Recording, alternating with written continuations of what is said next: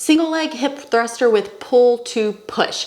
I really like this variation because it feels just like heel hooking to me, and I can really feel the muscles in my hamstring, my glutes working, and I love the way that it translates neuromuscularly into what we want to be able to do on the wall. So we're strengthening all the muscles that we really need to come to bat for us when we go to do a really awesome heel hook. Okay, so we're going to be doing a hip thruster. Make sure that you have a bench, chair, surface, etc. that's kind of low. You don't need anything too high. I'm not going to go through all of the details of the hip thruster because you've already done those, but in short, make sure that we have a just slight posterior tuck of the pelvis. Chin should be kind of tucked towards the chest. We don't need it out like here.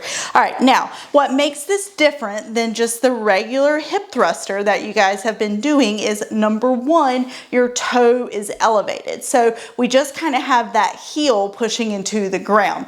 Number two, we're going to use a little bit of a different intention behind the exercise. So by intention, I mean, where is your focus at?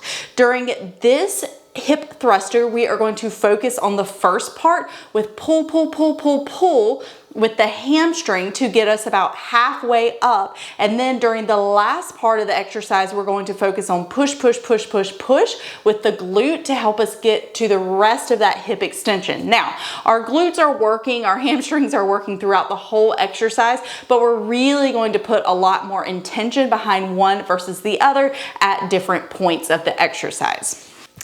To start out, I have my mid back against the bench. I'm just kind of pushing my triceps into the bench, tiny posterior pelvic tilt. I'm going to lift up my left leg. This is going to be my non-working leg. Lift up that right toe, and I can ever so slightly externally rotate my leg. That's going to hit a little more hip abductors. You don't have to do this, but you can play around if that feels a little bit better to you, or if you want to keep your leg completely straight. So what you're going to do here is you're going to come to the bottom, and this is where the exercise starts. What I want you to think about as you come up is pull, pull, pull, pull, pull with your heel to find some hamstring, okay? You should feel lots and lots of hamstring when you start pulling with that heel, and you're gonna be pushing up. Then when you get to about 2/3 of the way up, I want you to move your intention from pull to push. So once I get about here, I'm no longer thinking about pulling the heel in. Now I'm going to think about pushing up using my glute. Push, push, push, push, push, push, push, push, push, but the hamstring is very much still working,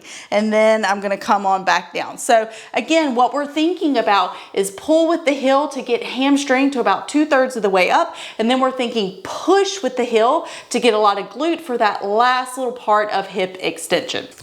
I'll show you one more time at a little bit of a different angle. So this is my starting position in the bottom, toes up. What I'm gonna do is pull, pull, pull, pull, pull, hamstring, hamstring, hamstring, hamstring, hamstring. Now I'm going to transition into push, push, push, push, push, push, push, push, push, push, push, push, push, really getting that glute to push my hips into full extension, or as much extension as I have. I wouldn't wanna do this because that's no longer hip extension. I'm just flaring my ribs, and I wouldn't wanna do this, because there I'm just getting my low back arching up, and I'm really not owning that hip extension. All right, that is your stagger stance hip thruster for heel hooking.